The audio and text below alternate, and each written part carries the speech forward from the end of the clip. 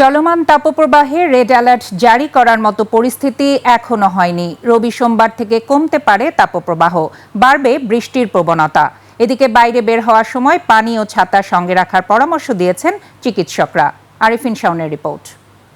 জীবন অবাক না করলে কে করবে? 28% মিল্ক ফ্যাটের অবাক করার সাথে ফ্রেশ মিল্ক পাউডার। জীবন অবাক করুক প্রতিদিন।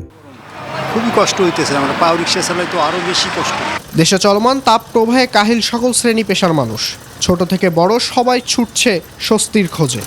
অনেকে একটু স্বস্তির জন্য পান করছেন ফুটপাতের বিভিন্ন পানীয়। তবে রাস্তার পাশের পানীয় পান করতে সতর্কতা বার্তা দিয়েছেন চিকিৎসকরা। যারা বাড়ির থেকে বের হবেন সম্ভবনের সাথে বোতলে করে ফোটানো বা বিশুদ্ধ পানি নিয়ে আসবেন। রাস্তার পাশে যত্রতত্র যে পানীয় বা শরবত থাকে সেগুলো খাওয়া যাবে না, কারণ এসবের মধ্যে পানিবাহিত রোগ ছড়িয়ে পড়তে পারে।